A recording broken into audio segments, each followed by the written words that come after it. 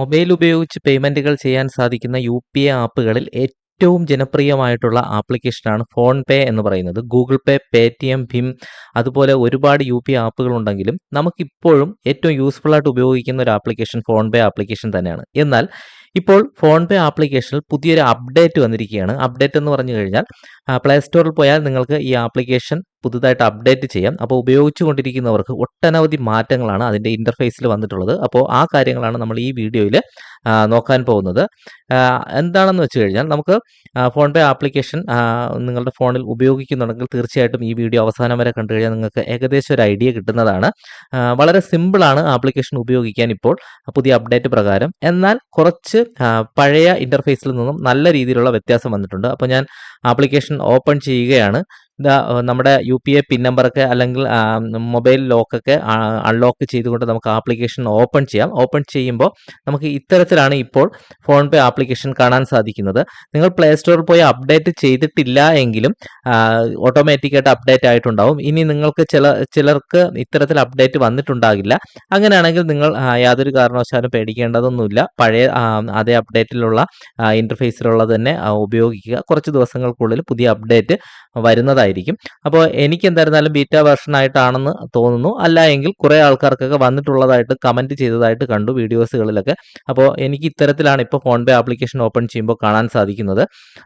വളരെയധികം വ്യത്യാസമാണ്. അപ്പോൾ ഞാൻ ആദ്യം ആപ്ലിക്കേഷൻ എടുത്ത് നോക്കിയപ്പോൾ തന്നെ എനിക്ക് ഒന്നും മനസ്സിലായിട്ടില്ല. അതായത് പക്ഷേ ഗൂഗിൾ പേ ഒക്കെ ഉപയോഗിക്കുന്നവർക്ക് അറിയാമായിരിക്കും. അതേപോലെ ഒരു ഇൻ്റർഫേസ് ആണ് വന്നിട്ടുള്ളത്. ഇതിൽ ഏറ്റവും നമുക്ക് ഉപയോഗപ്രദമായിട്ടുള്ള കാര്യം അറിയാമല്ലോ, നമ്മൾ ഏതെങ്കിലും കടയിൽ പോയിട്ടോ അല്ലെങ്കിൽ മറ്റൊരാൾക്ക് പേയ്മെൻറ്റ് ചെയ്യുന്നതിനോ ഒക്കെ നമ്മൾ QR കോഡ് സ്കാനിങ് ആണ് ഉപയോഗിക്കുന്നത്. അപ്പോൾ അതിന് വേണ്ടിയിട്ട് ഈ QR കോഡ് സ്കാനിങ് ഇത് ഇവിടെ തന്നെ കൊടുത്തിട്ടുണ്ട്. ഏറ്റവും താഴെ സെൻട്രലായിട്ട് നമുക്ക് ജസ്റ്റ് ഒന്ന് ക്ലിക്ക് ചെയ്ത് കൊടുത്തു കഴിഞ്ഞാൽ നമുക്ക് കടയിൽ പോയിട്ട് QR കോഡൊക്കെ സ്കാൻ ചെയ്യാൻ പറ്റും. അപ്പോൾ അതിന് വ്യത്യാസമൊന്നും വന്നിട്ടില്ല. ബാക്കിയെല്ലാം വളരെ സിമ്പിൾ ആക്കിയിട്ടുണ്ട്. നമുക്കിവിടെ നോക്കിക്കഴിഞ്ഞാൽ മണി ട്രാൻസ്ഫർ എന്ന് എഴുതിയിരിക്കുന്നത് കാണാം. ഇവിടെ നമുക്ക് ടു മൊബൈൽ നമ്പർ എന്നുള്ളത് കാണാം. നേരത്തെ ഉള്ളതുപോലെ തന്നെ നമുക്ക് QR കോഡ് സ്കാൻ ചെയ്തുകൊണ്ട് പേയ്മെൻറ്റ് ചെയ്യുന്നതിന് വേണ്ടി നമുക്ക് ഇതേ സംവിധാനം തന്നെ ഇവിടെയും നമുക്ക് മൊബൈൽ നമ്പർ ടൈപ്പ് ചെയ്യുന്നതിനുള്ള ഓപ്ഷനും ഇവിടെ കാണാം. അതായത് നമുക്ക് പേയ്മെൻറ്റ് ചെയ്യാൻ വേണ്ടിയിട്ട് ഇവിടെ സെൻഡ് മണി എന്നുള്ള ഓപ്ഷനിലേക്ക് വരും. അതായത് ടു മൊബൈൽ നമ്പർ എന്നുള്ളത്. അതിനുശേഷം നമുക്ക് ഇവിടെ തന്നെ ആർക്ക് വേണമെങ്കിലും മൊബൈൽ നമ്പർ ടൈപ്പ് ചെയ്തുകൊണ്ട് ആരുടെ മൊബൈൽ നമ്പർ ടൈപ്പ് ചെയ്ത് നമുക്ക് അവർക്ക് ഫോൺ പേയോ ഗൂഗിൾ പേയോ ഒക്കെ യു.പി.ഐ ആപ്പ് ഉപയോഗിക്കുന്നുണ്ടെങ്കിൽ അതുവഴി പേയ്മെൻറ്റ് ചെയ്യാൻ സാധിക്കുന്നതാണ്. വളരെ സിമ്പിളായിട്ട് മുൻപേ ഉള്ള അതേ കാര്യം തന്നെയാണ് കൊടുത്തിട്ടുള്ളത്.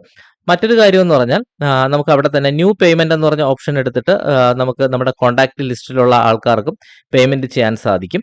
അപ്പോൾ സ്പ്ലിറ്റ് എക്സ്പെൻസ് നമ്മൾ അയച്ചവരുടെ ഡീറ്റെയിൽസും ഇവിടെ തന്നെ കാണാൻ പറ്റും. അപ്പോൾ ഒറ്റ ഇൻ്റർഫേസിൽ കുറേ അധികം കാര്യങ്ങൾ അവിടെ കൊടുത്തിട്ടുണ്ട്.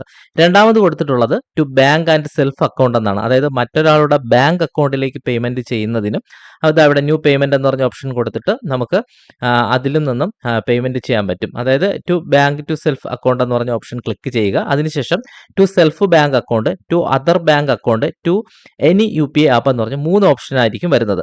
അപ്പോൾ ഇവിടെ ടു സെൽഫ് ബാങ്ക് അക്കൗണ്ട് എന്ന് പറഞ്ഞാൽ നമുക്ക് ഒന്നിലധികം ബാങ്ക് അക്കൗണ്ട് ഉണ്ടെങ്കിൽ നമ്മൾ ഈ ഫോൺ പേ ആപ്ലിക്കേഷനിൽ ലിങ്ക് ചെയ്തിട്ടുള്ള ബാങ്ക് അക്കൗണ്ടിൽ നിന്നും നമ്മുടെ തന്നെ മറ്റൊരു ബാങ്ക് അക്കൗണ്ടിലേക്ക് പൈസ ട്രാൻസ്ഫർ ചെയ്യുന്നതിനുള്ള ഒരു ഓപ്ഷനാണ്. അപ്പോൾ ഇത് വളരെയധികം യൂസ്ഫുൾ ആണ്. അപ്പോൾ നമുക്ക് 2 ബാങ്ക് അക്കൗണ്ട് ഉണ്ട്. ഒരു ബാങ്കിലുള്ള പൈസ മറ്റേ ബാങ്കിലേക്ക് നമുക്ക് ഈ ആപ്പ് വഴി തന്നെ ട്രാൻസ്ഫർ ചെയ്യാം.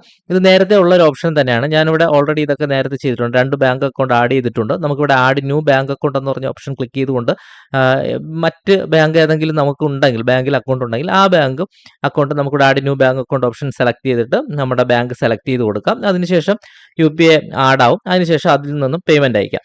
ഇനി ടു അതർ ബാങ്ക് അക്കൗണ്ട് നമ്മുടേതല്ലാതെ മറ്റൊരാളുടെ ബാങ്ക് അക്കൗണ്ടിലേക്ക് പൈസ ട്രാൻസ്ഫർ ചെയ്യണം. അങ്ങനെയാണെങ്കിൽ നമുക്ക് ടു അതർ ബാങ്ക് അക്കൗണ്ട് എന്ന് പറഞ്ഞ ഓപ്ഷൻ ക്ലിക്ക് ചെയ്തിട്ട് ആഡ് ന്യൂ ബാങ്ക് അക്കൗണ്ട് എന്ന് പറഞ്ഞ ഓപ്ഷൻ സെലക്ട് ചെയ്ത് കൊടുക്കാം. അങ്ങനെയുള്ള ഒരു സംവിധാനമാണ്. അതായത് ടു അതർ ബാങ്ക് അക്കൗണ്ട് എന്ന് പറഞ്ഞ ഓപ്ഷൻ സെലക്ട് ചെയ്ത് കൊടുക്കുക. അതിനുശേഷം ആഡ് ബാങ്ക് അക്കൗണ്ട് എന്ന് പറഞ്ഞ ഓപ്ഷൻ സെലക്ട് ചെയ്തിട്ട് ആരുടെ ബാങ്ക് അക്കൗണ്ടിലേക്കാണോ പൈസ ട്രാൻസ്ഫർ ചെയ്യേണ്ടത് അവരുടെ ബാങ്ക് സെലക്ട് ചെയ്യുക. അതിനുശേഷം അവരുടെ അക്കൗണ്ട് നമ്പരും IFSC code account number type ചെയ്തുകൊണ്ട് തന്നെ നമുക്ക് പൈസ ട്രാൻസ്ഫർ ചെയ്യുന്ന ഒരു ഓപ്ഷനാണ്. പിന്നെ വരുന്നത് ടു എനി യു.പി.ഐ ആപ്പ്. അപ്പോൾ നമ്മുടെ ഗൂഗിൾ പേയോ അല്ലെങ്കിൽ നമുക്ക് വരുന്ന ഭീമോ യു.പി.ഐ അതുപോലുള്ള ഏത് ആപ്പ് ഉപയോഗിക്കുന്നവർക്കും ഫോൺ പേ ഇല്ലാത്തവർക്കും പൈസ ട്രാൻസ്ഫർ ചെയ്യുന്നതിനുള്ള ഒരു ഓപ്ഷനാണ്. അപ്പോൾ അവരുടെ UPI ID നമുക്കിവിടെ കാണാൻ പറ്റും. അല്ലെങ്കിൽ അവരുടെ UPI നമ്പർ നമുക്ക് ഇവിടെ ടൈപ്പ് ചെയ്ത് കൊടുത്തുകൊണ്ടും നമുക്ക് പൈസ ട്രാൻസ്ഫർ ചെയ്യാൻ പറ്റും. വളരെയധികം യൂസ്ഫുൾ ആണ്. അപ്പോൾ ഇതും ഒറ്റ ഇന്റർഫേസിലാണ് ഈ കാര്യങ്ങളെല്ലാം വരുന്നത്. പിന്നെ വരുന്നത് ചെക്ക് ബാങ്ക് ബാലൻസ് ആണ്. അപ്പോൾ ഇത് ക്ലിക്ക് ചെയ്തുകൊണ്ട് നമ്മുടെ ബാങ്കിലുള്ള എമൗണ്ട് എത്ര രൂപയാണ് നമ്മുടെ അക്കൗണ്ടിലുള്ളതെന്ന് നമുക്ക് നോക്കാൻ പറ്റും. ഇവിടെ ക്ലിക്ക് ചെയ്യുക, അതിനുശേഷം നമ്മുടെ ബാങ്ക് സെലക്ട് ചെയ്ത് കൊടുക്കുക, ഇത്രയേ ഉള്ളൂ. പിന്നെ നമുക്ക് UPI lite, PhonePe, wallet, ഈ 2 സംവിധാനവും ഇവിടെയാണ് കൊടുത്തിട്ടുള്ളത്. ഇപ്പോൾ മുൻപ് ഇതെല്ലാം ഓരോരോ ഇന്റർഫേസ് ആയിട്ട് നമുക്ക് മെയിൻ ഇന്റർഫേസിൽ നമുക്ക് കാണാൻ പറ്റുമായിരുന്നു, ഓരോരോ ഓപ്ഷനായിട്ട് UPI lite, PhonePe, wallet എന്നൊക്കെ. ഇപ്പോൾ അതൊന്നുമില്ല. അതെല്ലാം മാറ്റിയിട്ട് നമ്മുടെ ബാങ്ക് ബാലൻസ് ചെക്ക് ചെയ്യുമ്പോൾ തന്നെ നമുക്ക് കാണാം. അപ്പോൾ മറ്റൊരാളുടെ മൊബൈൽ നമ്പറിലേക്ക്, കോൺടാക്ട് നമ്പറിലേക്കൊക്കെ പൈസ അയക്കാൻ ഈ ഒരു ഓപ്ഷൻ ഉപയോഗിക്കാം. മറ്റൊരാളുടെ ബാങ്ക് അക്കൗണ്ടിലേക്കും നമ്മുടെ തന്നെ മറ്റൊരു ബാങ്ക് അക്കൗണ്ടിലേക്ക് പൈസ ട്രാൻസ്ഫർ ചെയ്യാനും ഈ ഓപ്ഷൻ ഉപയോഗിക്കാം. നമ്മുടെ അക്കൗണ്ട് ബാലൻസ് ചെക്ക് ചെയ്യാൻ ചെക്ക് ബാലൻസ് എന്ന് പറഞ്ഞ ഓപ്ഷൻ ഉപയോഗിക്കാം. ഇതിനാണ് മണി ട്രാൻസ്ഫർ എന്ന് പറഞ്ഞാൽ ഈ 3 ഓപ്ഷൻ കൊണ്ട് ഇവരിവിടെ ഒതുക്കിയിരിക്കുകയാണ്. വളരെ സിമ്പിളാണ്, നമുക്കപ്പോൾ ഉപയോഗിക്കാം. അടുത്ത് വരുന്നത് നമുക്ക് റീചാർജ് ആൻഡ് ബിൽസ് ആണ്. വളരെ സിമ്പിളാണ്. നമുക്ക് നമ്മുടെ KSB കറണ്ട് ബില്ല് അടയ്ക്കണം. അങ്ങനെ ഉണ്ടെങ്കിൽ നമുക്ക് അത് electricity, rent, book cylinder, prepaid gas, water, municipality cable, prepaid meter, അതുപോലുള്ള mobile recharge, credit card bill, life insurance, education fees, recurring deposit, NPA contribution, ഇങ്ങനെയുള്ള കാര്യങ്ങൾ, ഫാസ്ടാഗ്, NCMC, അങ്ങനെയൊക്കെയുള്ള എല്ലാ കാര്യങ്ങളും നമുക്ക് ഈ ഒരൊറ്റ ഓപ്ഷനിൽ നിന്നാണ് ഉപയോഗിക്കാൻ പറ്റുന്നത്. റീചാർജ് ആൻഡ് ബിൽസ് എന്നത് നമുക്ക് എന്ത് പേയ്മെൻറ്റുകളും എന്ത് ബില്ലുകളും നമുക്ക് ലോൺ, EMI ഉൾപ്പെടെയുള്ള കാര്യങ്ങൾ ഈ റീചാർജ് ആൻഡ് ബിൽസ് എന്ന് പറഞ്ഞ ഓപ്ഷൻ ഉപയോഗിച്ചിട്ട് ചെയ്യാൻ പറ്റും. അപ്പോൾ ഇത് മുൻപ് ഓരോരോ കാര്യങ്ങളായിട്ട് ഇലക്ട്രിസിറ്റി ബില്ല്, മൊബൈൽ റീചാർജ്, ഇങ്ങനെ ഓരോരോ കാര്യങ്ങൾ ഇങ്ങനെ കുഞ്ഞായിട്ട് ഇവിടെ കൊടുത്തിരുന്നു. അതെല്ലാം കൂടെ മാറ്റിയിട്ട് റീചാർജ് ആൻഡ് ബിൽസ് എന്ന് പറഞ്ഞ ഓപ്ഷൻ ക്ലിക്ക് ചെയ്തുകൊണ്ട് നമുക്ക് കാണാൻ പറ്റും. അതുപോലെ നമ്മൾ ഓട്ടോ പേ സംവിധാനം വഴി KSB ബില്ലൊക്കെ നമ്മൾ കൊടുത്തിട്ടുണ്ടെങ്കിൽ, അതായത് നമ്മൾ നേരത്തെ പേയ്മെൻറ്റ് ചെയ്തതിന് ശേഷം കൊടുത്തിട്ടുണ്ടെങ്കിൽ ഓട്ടോമാറ്റിക്കായിട്ട് തന്നെ നമ്മളെ ബില്ല് ജനറേറ്റ് ആകുമ്പോൾ നമ്മുടെ ഫോൺ പേ ആപ്ലിക്കേഷൻ അത് ഇതുപോലെ തെളിഞ്ഞു വരും. അതായത് നോട്ടിഫിക്കേഷനായിട്ട് വരും.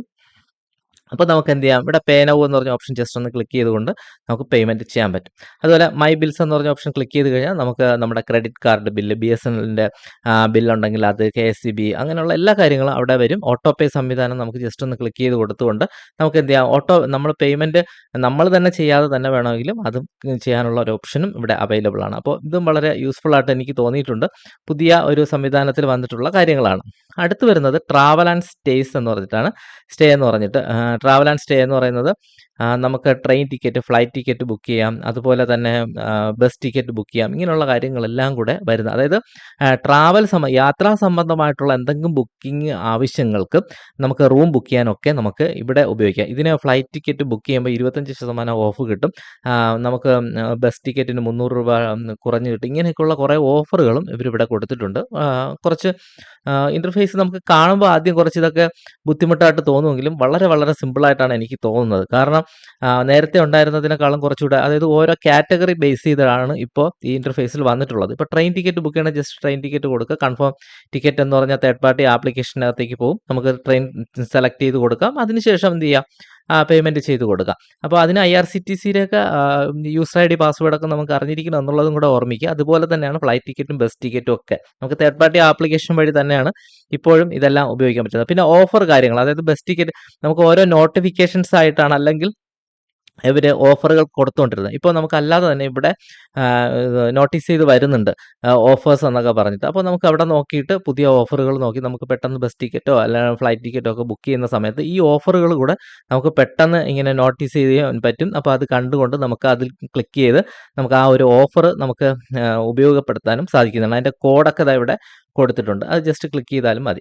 പിന്നെ നമുക്ക് ഇവിടെ താഴെ മോർ സർവീസ് എന്ന് പറഞ്ഞിട്ട് airport cab, travel insurance, visa service, travel activities സംബന്ധമായിട്ടുള്ള കാര്യങ്ങൾക്കെല്ലാം തന്നെ അവിടെ ഉപയോഗപ്പെടുത്താവുന്നതാണ്. അപ്പോൾ ട്രാവൽ സംബന്ധമായിട്ടുള്ള കാര്യങ്ങൾക്കെല്ലാം, കാര്യങ്ങൾക്കെല്ലാം ട്രാവൽ ആൻഡ് സ്റ്റേ എന്ന് പറയുന്ന ഈ ഓപ്ഷൻ ഉപയോഗിക്കാം. പിന്നെ വരുന്നത് എന്നതാണ് കമ്മ്യൂട്ട് എന്ന് പറഞ്ഞിട്ട് ഓപ്ഷൻ. അതായത് ഫാസ്ടാഗ്, മെട്രോ, NCMC എന്നൊക്കെ പറഞ്ഞ കാര്യങ്ങളാണ് വരുന്നത്. അതായത് നമുക്ക് മെട്രോ ട്രെയിനിൽ കയറുന്നുണ്ടെങ്കിൽ അവിടുത്തെ ടിക്കറ്റ് എടുക്കുന്നതിന്, അല്ല ഫാസ്ടാഗ് റീചാർജ്, അങ്ങനെയുള്ള കാര്യങ്ങൾ, പിന്നെ പ്രീപെയ്ഡ് ക്യാബ് ബുക്ക് ചെയ്യുന്നതിന്, സ്വിഗ്ഗിയിലൊക്കെ ഓർഡർ ബുക്ക് ചെയ്യാം. ഇങ്ങനെയുള്ള കാര്യങ്ങൾക്കെല്ലാം തന്നെ നമുക്ക് ഈ ഒരു സംവിധാനം ഉപയോഗപ്പെടുത്താൻ പറ്റും. അപ്പോൾ ആ ഒരു കാര്യങ്ങളാണ് ഇതിനകത്ത് വരുന്നത്. പിന്നെ നമുക്ക് ലോൺ കാര്യങ്ങൾ, personal loan, bike, gold loan, അങ്ങനെയുള്ള കാര്യങ്ങളെല്ലാം തന്നെ നമുക്ക് ഈ ലോൺസ് എന്ന് പറഞ്ഞ ഓപ്ഷനിൽ മ്യൂച്വൽ ഫണ്ടിൽ ഇൻവെസ്റ്റ് ചെയ്യാം. Gold loan, bike loan, car loan, home loan, property loan, പിന്നെ അതുപോലെ നമ്മുടെ ക്രെഡിറ്റ് സ്കോർ, സിബിൽ സ്കോർ ഒക്കെ ചെക്ക് ചെയ്യുന്നത് ഇവിടെയാണ്. ഗെറ്റ് ഫ്രീ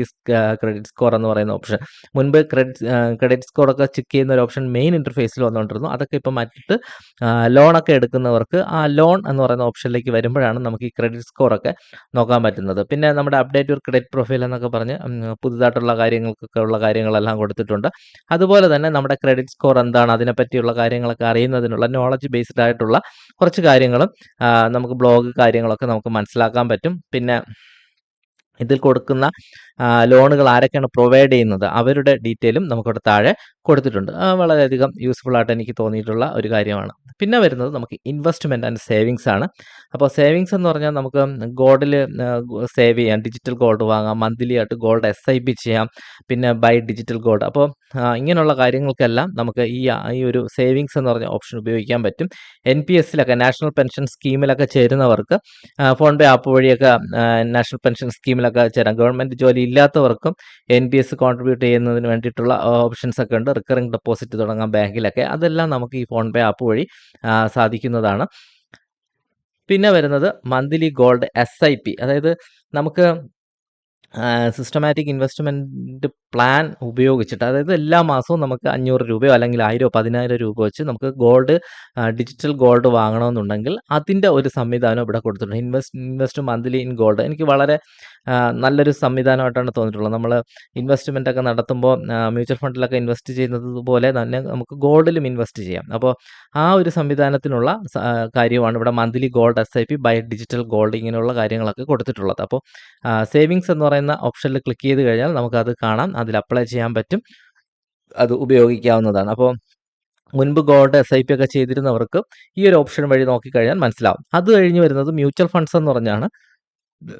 നമുക്ക് സ്റ്റോക്ക് മാർക്കറ്റിൽ ഇൻവെസ്റ്റ് ചെയ്യുന്നത് പോലെ തന്നെയാണ് നമ്മൾ മ്യൂച്വൽ ഫണ്ടിലൊക്കെ ഇൻവെസ്റ്റ് ചെയ്യുന്ന ഒരുപാട് പേരുണ്ട്. അപ്പോൾ ഫോൺ പേ ആപ്ലിക്കേഷൻ വഴി മ്യൂച്വൽ ഫണ്ടിൽ ഇൻവെസ്റ്റ് ചെയ്തിട്ടുള്ളവർക്ക് ഈ ഒരു ആപ്ലിക്കേഷൻ, ഈ ഒരു സംവിധാനം വഴി നമുക്ക് നോക്കിക്കഴിഞ്ഞാൽ അതിൻ്റെ ഡീറ്റെയിൽ കാര്യങ്ങളെല്ലാം കാണാൻ പറ്റും. അപ്പോൾ നമുക്ക് പുതുതായിട്ട് SIP മ്യൂച്വൽ ഫണ്ടിലൊക്കെ ചേരാൻ പറ്റും. ഇതിൽ വഴി സ്റ്റാർട്ട് ചെയ്യാൻ പറ്റും.